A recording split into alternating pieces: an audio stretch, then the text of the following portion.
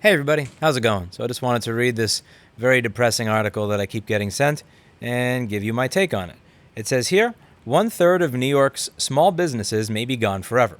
Small business owners said that they have exhausted federal and local assistance and see no end in sight after months of sharp revenue drops. Now many are closing their shops and restaurants for good.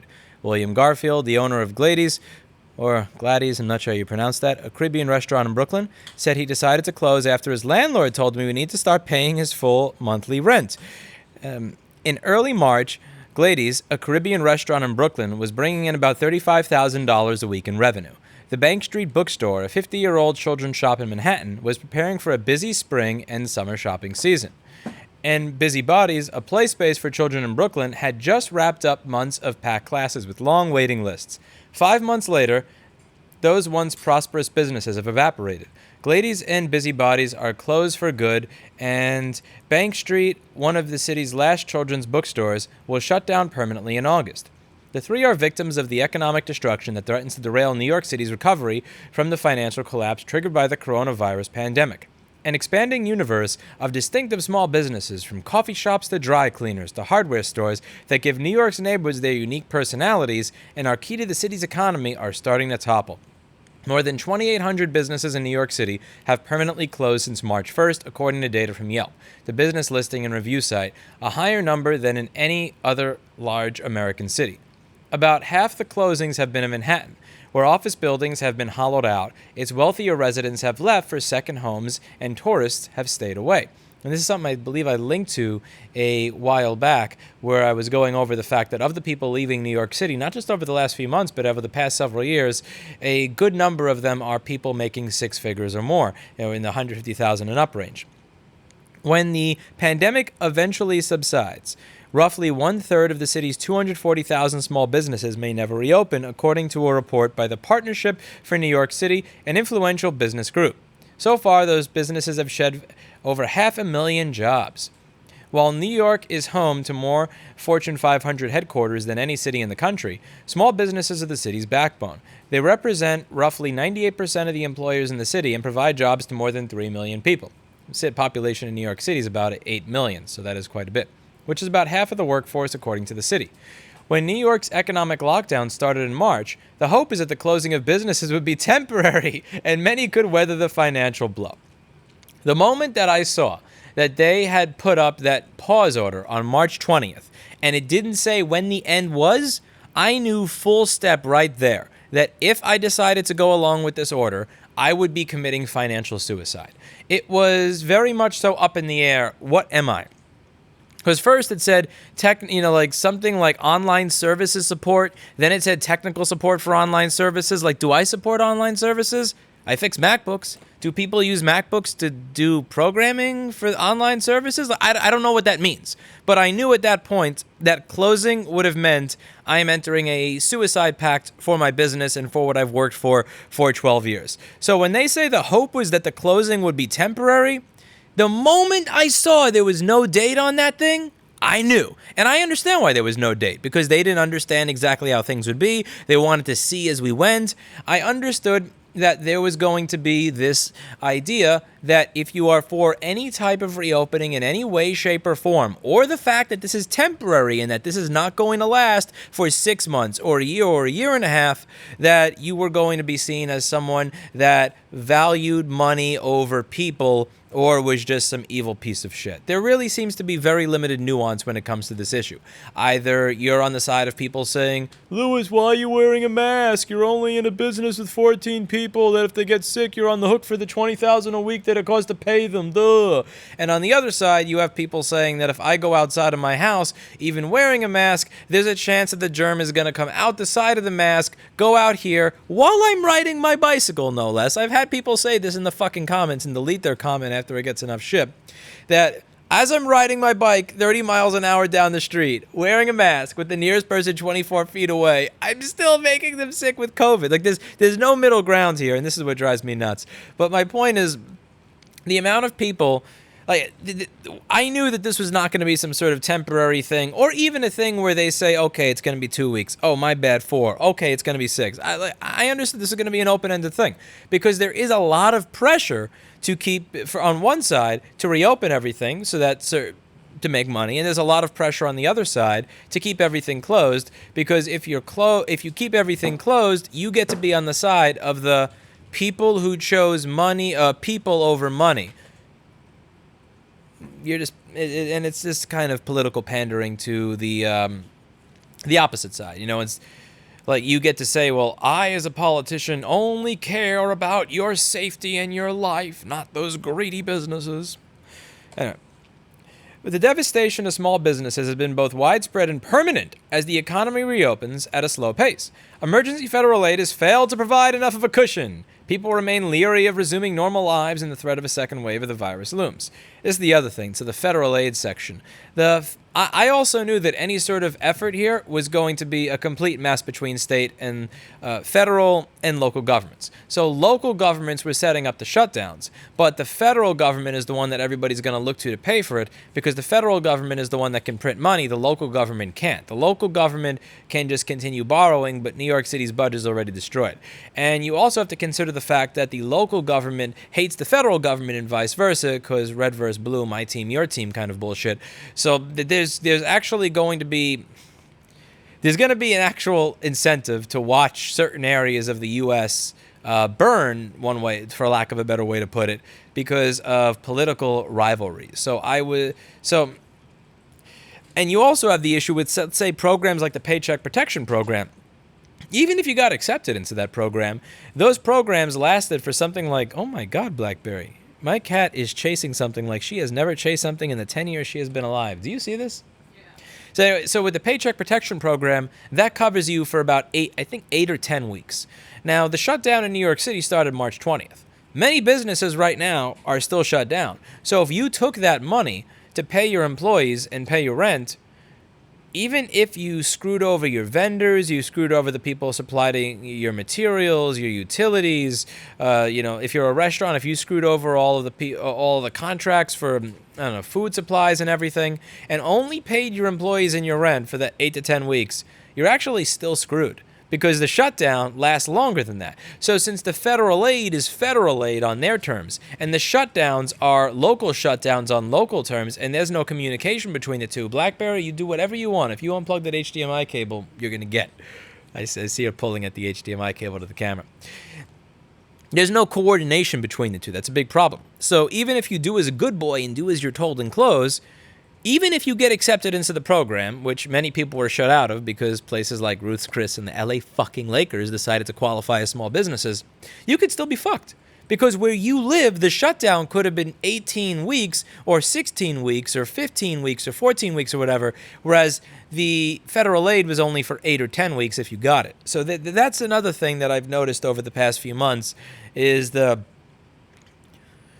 the people providing the aid are completely, based on the way our government is set up, is entirely separate from the people who are issuing the shutdown orders. So the time frames are going to be completely iffy on both of those, to the point where even if you do manage to get aid, you can still be absolutely fucked if you didn't either just stay open and or B, close down, but close down in a manner where you just let go all of your staff and all of your expenditures.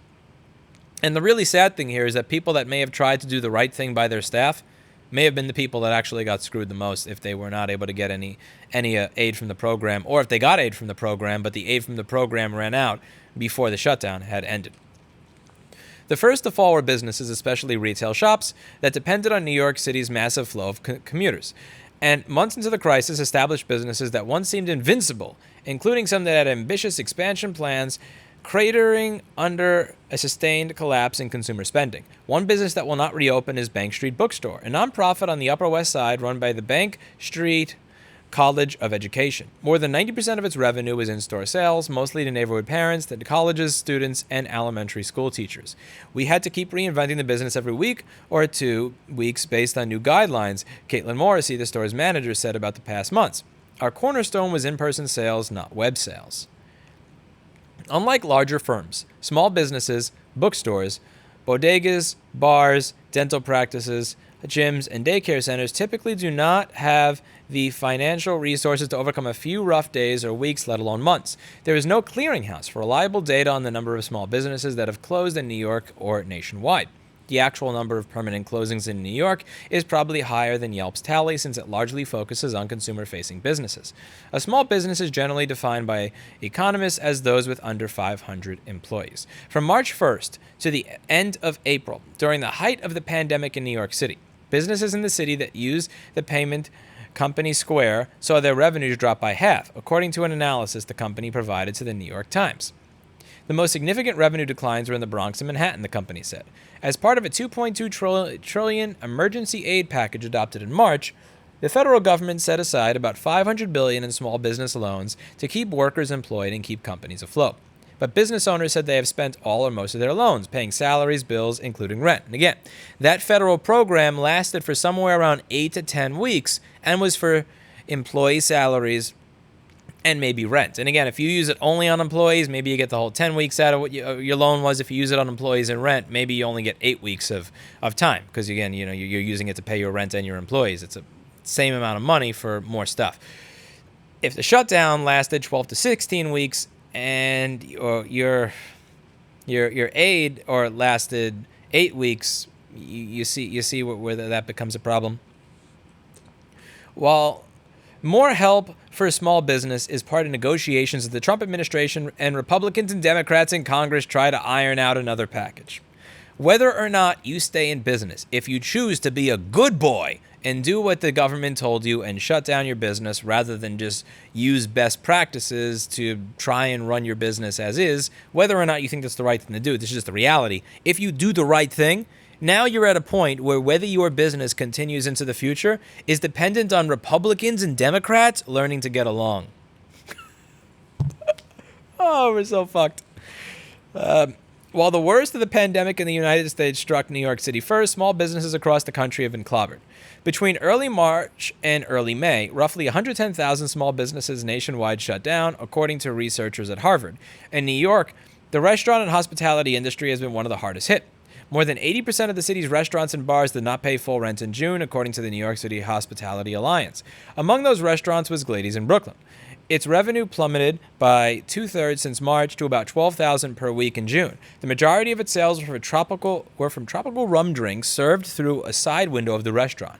The owner, William Garfield, said he decided to close in June before officials started allowing outdoor dining after his landlord said he had to start paying the full monthly rent, $8,000 starting in July. Mr. Garfield said that the healthy revenue from drink sales was still not enough to make ends meet.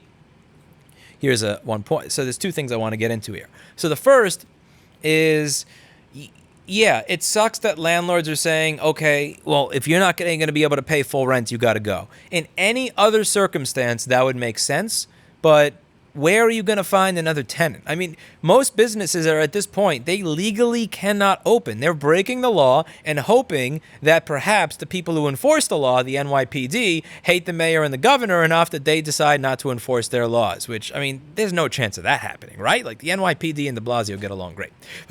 but it's actually illegal to have your business open and do business. So not only is it unlikely that you are going to find someone to take your space if you're a commercial landlord right now, the people who would otherwise take your space in a heartbeat in a normal economy, they legally cannot open their business right now. So if you have a business that is supposed to pay $20,000 a month and they're paying you $6 or $8, I get it. You're getting half of what you agreed to. That sucks. But who are you going to get right now? You're going to go from $8,000 to $0. Now, at the same time, you also have to understand that this is not just the landlords. Because if you really go up the chain, landlords are paying property tax. They're paying $20 or $30 or $50 or $80 or $200,000 a year to the city for paying rent in the building that they own. And what's the city doing about it? Nothing. I spoke with my CPA about it. The city has said nothing, no guidance on property taxes being discounted in any way, shape, or form. And many of his clients are not paying their property tax because their tenants are not paying them. So once the city does not receive that property tax revenue, they're going to have to start looking at the people who are funded by that property tax revenue and tell them that, sorry guys, you got to take a pay cut this year, and wait till you see what happens to the city when that starts to happen. But again, not all landlords are being short-sighted here, because it's not like you're going to find a better tenant.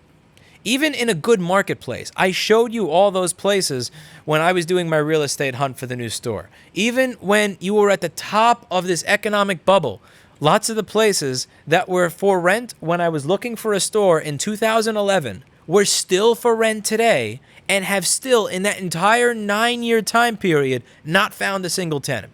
Because in New York City, they are so out of their minds, so crazy when it comes to what they think the space is worth, that they will let that place sit there for 9 fucking years without compromising. And even in a bull market, it won't get rented because people don't want to pay crazy prices for stuff.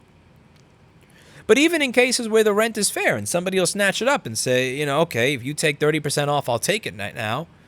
Those people are not going to take it because they're legally not able to open a business. They're not going to pay you $8,000 a month to open the door to a business that they're not allowed to allow customers and employees into. And at some point as a landlord, I get it. Your situation sucks. It really sucks. It's shit that you agreed to 20 or 30,000. Now you can only get 6 or 8 or 3. 6 or 8 or $3,000 more than zero, though. We were thriving, said Mr. Garfield, 32, about Glady's business before March. I would disagree with the sentiment that if someone had a thriving business, they should be able to survive this. Now, this is another statement. There were actually some comments here saying, well, why don't businesses have a rainy day fund? The reality is that businesses and people all across the board seem to not have rainy day funds anymore. But let's say you actually do have a rainy day fund. In New York City, you have to understand, the prices are so ridiculously inflated and crazy that these businesses are constantly going in and out of business. I've talked about it in some of the old videos that I did, particularly the ones where I was discussing the market of real estate in New York, or why the real estate market in New York is bullshit. And a big part of it is that people will rent a place thinking that they can make it work with the costs. They can't. They go out of business 6 to 18 months later. Someone else takes it over thinking that they can make it work, and it keeps going on and so on and so forth. So let's say if you have a business where your rent is $20,000 and the employees are $50,000, and you're able to bring in $90,000 in revenue, or $80,000 or $90,000 in revenue on a good month and $60,000 to $70,000 on a bad month, you're making $10,000 to $20,000 on a good month, and you're losing $5,000 to $10,000 in a bad month. That doesn't really leave much left for New York City living. And that's, again, if you're paying your employees and everything else, if you were in any other part of the United States, that amount of revenue that you're bringing in actually allows you to have a rainy day fund. The problem in New York City is that the cost of people is so high here, because the cost of living is so high here, because the cost of rent is so high here, that you don't get to have a rainy day fund. You're not allowed to have a rainy day fund. If you charge your customers enough that, as one of the many small businesses here, you actually have a rainy day fund, you're probably either ripping off your customers, or on the flip side, you have a ridiculously cheap deal on your space or on rent. That's why it took me as long as it did to find this new store. I found places that were almost the size of my old store that they wanted $10,000 for. I walked into places, and I introduced you to these places that looked as crappier than my apartment, smaller than my apartment, and they're like looking me in the face saying, we want $14,000 or $15,000 for this. They're out of their mind, but out of your mind is normal in the city. And I understand if people who live in the Midwest or in rural areas or in the South don't really understand that. And frankly, I understand why you don't want to understand that, because why the hell would you want to understand why people would choose to live in this fucking cesspool to begin with? I don't blame you. But that it is what it is, that the prices here are for everything are so crazy high that it eats into any of that excess profit that you would usually be able to put away for a rainy day, so that you have a rainy day fund for those types of businesses here. And again, if you're if you're some sort of merchant services processing firm, if you're a bank, if you're Starbucks, if you're Chase, if you're Whole Foods, if you're Trader Joe's, if you're an Apple store, if you're any one of these other businesses that more and more lately seems to be taking over Manhattan and the rest of the city as it gentrifies more and more, then yeah, maybe you have a rainy day fund. But for the most part, small businesses here that would otherwise have a rainy day fund in other parts of the U.S., they've spent that on their employees or rent. And that's... Mr. Garfield is another restaurant, Moe's Original, and a bar next door, both of which he plans to keep open. His staff among his business has shrunk from 56 to 7. He has spent almost all of his small business stimulus known as the Payroll Protection Assistance, about $72,000. His insurance company denied his business interruption claim, citing New York State's order that restaurants were essential businesses and could stay open. you can stay open at a decreased capacity. So you have to seat people outside. You can only do the orders with the Grubhub or Seamless or call in. So if you're paying $40 or $30 or $50,000 a month for your restaurant and you can only seat people outside on the sidewalk, it doesn't matter. See, what the insurance company there is saying, well, you're allowed to stay open, so why would we cover any of your claims of loss of income? Why would we? You're not interrupted. You can operate. Yeah, I know that you used to have a 8,000 square foot fucking restaurant, and now you're stuck using 4 squares in the sidewalk, but I guess it's okay. And people wonder why I call insurance a scam. If you go through my channel, it's very obvious what I think of insurance. And it's just experience over and over and over and over and over again. And there's one thread on Reddit I remember where someone was saying, well, I understand what he's saying. He just wants it to be that I pay for insurance pay claim, and that's it. But it's not that simple, it's not that simple. That you need to make money by denying claims, which you do on a regular basis and get away with because our government doesn't have any teeth. This is sad. It's so fucking sad. You have to live here to understand why this is ridiculous. You walk past a restaurant that's 4,000 or 8,000 square feet, and you see they've got 10 tables on the sidewalk. And yeah, they're essential. We're going to deny their claim. Of course there's no interruption. Ignore the fact that they're forced to live on the sidewalk instead of inside their 3,000 square foot home. There's nothing wrong with that. People have some nerve, particularly insurance companies. It's the most frustrating situation because it's not about passion anymore or the work you put in or the hours you put in, he said. It's about mitigating circumstances that are outside your control. In recent weeks, for lease signs have started to appear on storefronts on streets throughout New York, evidence that businesses that tried to ride out the initial months or abruptly shift to new online business models could no longer survive. Business owners said they are at a tipping point. They have exhausted their federal, state, and local aid. And while some landlords have offered breaks in rent, some business owners say others have been less flexible. Owners say they have had to cope with the constant uncertainty, not just the threat of resurgence of the virus, but also having to navigate shifting reopening plans. Restaurants in New York City were expecting to restart indoor dining in July. Owners bought food and supplies for what they thought would be larger crowds. But days before the restrictions were to be lifted, officials halted the plans, citing rising cases in other states that had allowed indoor dining. Nearly a third of the 2,800 businesses in New York City have permanently closed that were restaurants, according to Yelp. The remaining businesses represent a broad swath of the city's economy, including small law firms, beauty stores, spas, and cleaning companies. As a small business owner, I'm surprised that more businesses have not closed yet, said Andrea Dillon, the owner of Busybodies, a daycare she opened on Fulton Avenue in Brooklyn in 2016. Ms. Dillon said she noticed the ripple effects of the pandemic in late February, a few weeks before the city shut down. Parents and caregivers were canceling upcoming birthday parties and classes. By early March, she realized that her entire business model, in which up to 70 children and adults cram into a play space with toys and live music, could not coexist with the coronavirus. She asked her landlord for a break on the $6,000 a month rent, but he refused. Ms. Dillon said she decided in early April to close down. And I'm sure that he's very, very happy to be going from rather than going from 6,000 to 1,000, to be going to 6,000 to 0. Lots of smart landlords here. The face of New York City storefronts, they will not be forever changed, she said, but they will be changed for the foreseeable future. While her management company did not offer a break in rent, another landlord, Brian Steinwurzel, said he was doing that for some of his roughly 2,000 tenants in New York City, many of them small businesses. Mr. Steinwurzel, the co-chief executive at GFP Real Estate, said he helped them apply for federal assistance and lowered their rents while business is down. It doesn't make any sense to kick them out or fight with them as long as we are all working together, Mr. Steinwurzel said. We believe we are all in it together and we all have to help each other out. The most vulnerable small businesses in New York City might be those operated by minority or female owners. Recent studies have shown that these were largely shut out of federal aid. There are about 10,500 businesses that New York City has certified as minority or female-owned. A survey of such businesses released by New York City Comptroller's Office found that 30% of them believe they were likely to fall within the next 30 days. Among these businesses is Through My Kitchen, a catering and snack company owned by Evelyn Echvaria. Before March, she derived most of her income from selling goods at street fairs and catering. Her last event was in March, catering a 120-person wedding in South Carolina. She is surviving on unemployment benefits, but the largest portion of that, the federal stimulus of $600 a week, expired at the end of July.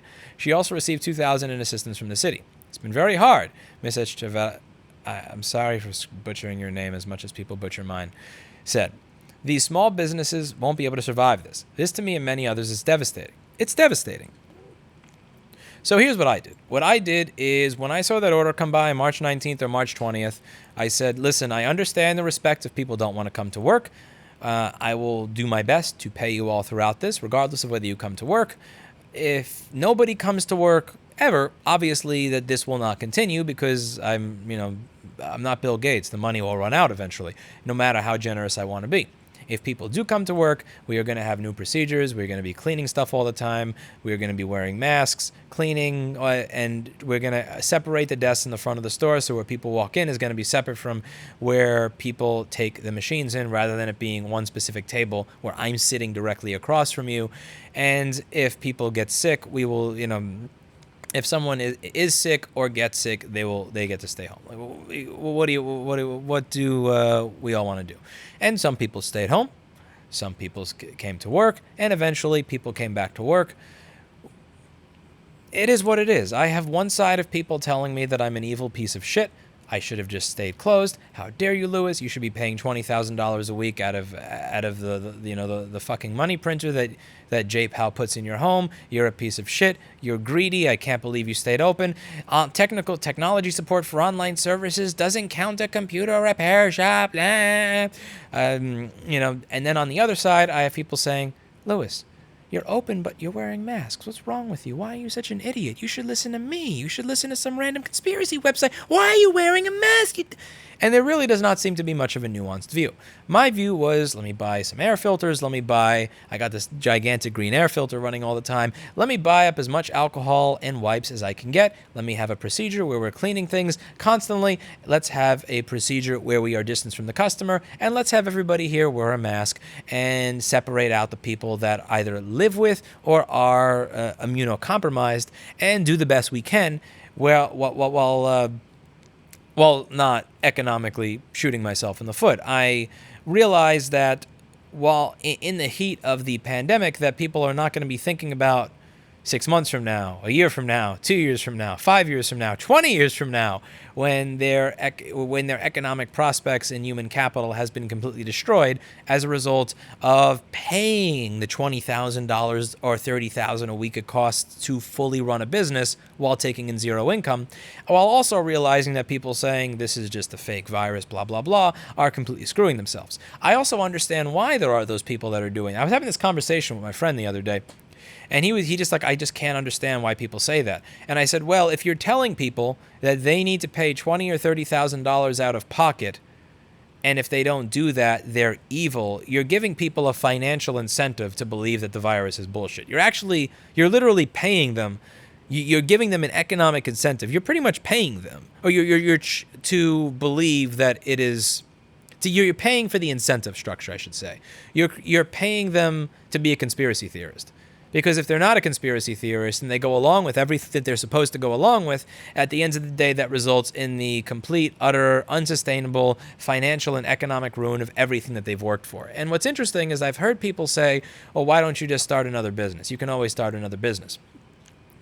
And, again, I remember back when Republicans would say things like, why don't you just get another job if you don't like your job? And people get incredibly offended at that, sometimes rightfully so. It's not that easy to just get another job. Maybe you have commitments to your kids. Maybe you're taking care of a sick family member. Maybe you have an injury. Maybe you're mentally disabled. Maybe there's not a lot of jobs in your area.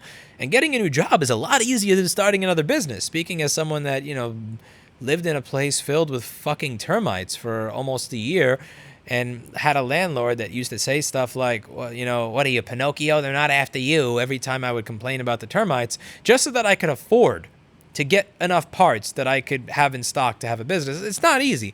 And when people would say things like, death, money is not more important than your life, one of the things that I was actually happy about when the protest came about is that narrative, people started to understand that When something's important to you, you actually start weighing the risk and reward in a different way. They start looking at reality, which is that if you're between the ages of 18 and 44 and don't have a pre-existing condition, and you wear a mask, and you're only around people that are wearing masks, and you wash your hands and you don't do stupid shit, it's not about money versus your life, which is what Cuomo used to say. It's about a 0.04% chance of dying if you get it versus the destruction of your economic future through the next 10 or 20 years when everything you've worked for is totally destroyed. And one of the things with the protest that I saw is that people weren't saying, is going out there worth dying? They were thinking to themselves, this is really, really important to me. And because it's really important to me and important to the world, is it worth the 0.04% or whatever the hell it is if you're not immunocompromised and young chance of something happening to me in order to stand for something that I find is really important? I didn't really like that whole binary decision-making process where people would look at me and say, well, it's not more, it's more important than your life. And, riding a bike is not more important. Riding a bike that I built is if you've seen the way that I put e-bikes together, there's some risk involved there. If you particularly with the first battery that I got that went on fire right under my nutsack, I don't tell myself, is it worth it? What's more important, the enjoyment I get from riding my e-bike that I built myself for my life? I tell myself what is more important to me. The mental sanity that I get from being above ground for my commute and not sitting in bumper-to-bumper traffic for hours a day and being able to see trees and scenery and people and enjoy myself versus the 0.0004% chance that some Uber is going to eventually hit me. And who am I kidding? If you see the way Ubers and cabs drive in New York City, it's way higher than that. But that's not the way that we operate. We don't operate based on this idea of there just being a binary anytime there's a risk. We calculate risk based on percentages and possibilities. I know people that are genuinely immunocompromised, and they have not really gone outside or done much of anything for the past 5 months. They've found ways to have support systems and people that will help them out, God bless, that are bringing them what they need, that are helping them with what they need, so that they don't have to go outside and do it, so that they are able to stay inside. And if they are staying inside their home with brick and glass windows and everything, if you go outside wearing a mask and that person is still in their home, the likelihood of them getting it is really, really, really low. They're doing what they need to do to reduce their risk. And I think that at some point, as the economic destruction just continues to pile on, at some point people are going to have to start thinking in these terms. It's not like, what is it? Is it my life or is it the economy? But rather in terms of, well, maybe I should only go out in places where I can socially, if I'm in a city like New York, where I can socially distance, where people are wearing a mask, where they're wearing it over their face, not like this or even worse like this, because there is an argument to mass effectiveness. They're effective if everybody wears them right, and just trying to get people to wear them right that you fucking know is that could be a video in and of itself. There are different risk vectors based on the situations that you're going to be putting yourself in. I don't know. It's a mess. It really is. It is really an absolute, utter clusterfuck and a mess. And I really do wonder if really, really early on, if everybody had, if we didn't have the partisanship that we did now, it makes me so fucking sad that shit like wearing just wearing a mask if you're in a crowded group of people is now a partisan thing. It means that you're on one side or the other. Or just like some of the basic shit that's going to help you actually reopen has become partisan. That stuff makes me really, really depressed. That regardless of what the issue is and at what time the issue is, it's always going to be an issue that is divided seemingly along party and cultural lines, with one group of people going this way and one group going that way. There's no real... That's an interesting thing, because when you look to a lot of the Asian countries, they've already inculcated mask wearing into their culture a long time ago, so you don't really have everybody wear... Because if you look in New York City, you'll see one person wearing a mask like this, the other one next to them wearing it like this, the other one wearing it like this, and the fourth person not wearing it at all. Look for any group of people in New York City, any group, on a sidewalk, inside of a business, anywhere you go. 1, 2, 3, 4. It's like that with everybody. And in other countries that have handled this, like really nicely, like if you look at Japan and everything, they already have this concept. It's part of their culture. If I'm feeling ill and I'm going out, I'm just going to wear it. I'm going to wear it like this instead of this. You don't have that stigma where it's like, the soy boys wear the mask, whereas the strong people don't. You don't have like the mask Karens that scream at people in the store if they're not wearing a mask, that then give a stigma to the mask. Because a big part of the stigma of the mask is the mask. It's not just that I don't want to wear a mask. It's that the mask represents the people that I hate, that try to totalitarianly push shit down, shove shit down my throat on how I should live my life and be the moral arbiter of who I am. So I'm not going to do what they're saying just because they're saying it. This type of stuff that has evolved with our culture wars over the past 4, 6, 8 years that it's been happening here, they don't have that in other countries that have been able to defeat this. And that's why I think they've been able to defeat it considerably faster than we have. Because when I meet the average person that says they're not going to do this, they point me to the video on Twitter of some person screaming because someone is not wearing it. Or they'll point, rightfully so, to a YouTube comment that I wish I still fucking had, you little prick that deleted it, where the guy is saying, I'm riding my bike home from work. It's midnight. There's like one person on the sidewalk. He's a minimum of 24 feet away from me. I'm riding in the street. I am wearing a mask. I am 24 feet away from him. And this person says that I'm spreading COVID.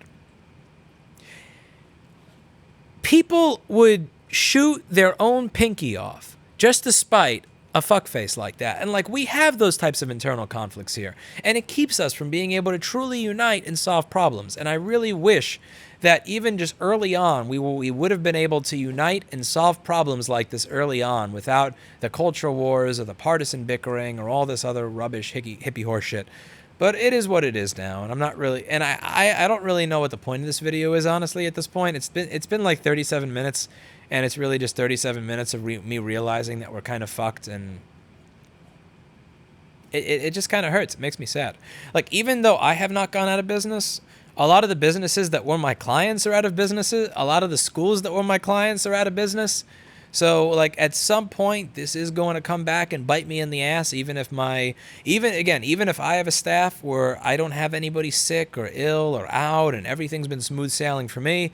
How smooth sailing is it really going to be when all the businesses that employ all of my customers are out of business because of what a clusterfuck the past 6 months have been? It just makes me all incredibly, incredibly sad. I think it all could have been done a lot better. I think this all could have been handled way better. I don't know. I'm going to go to sleep. I'm kind of sad. That's it for today. And as always, I hope you learned something.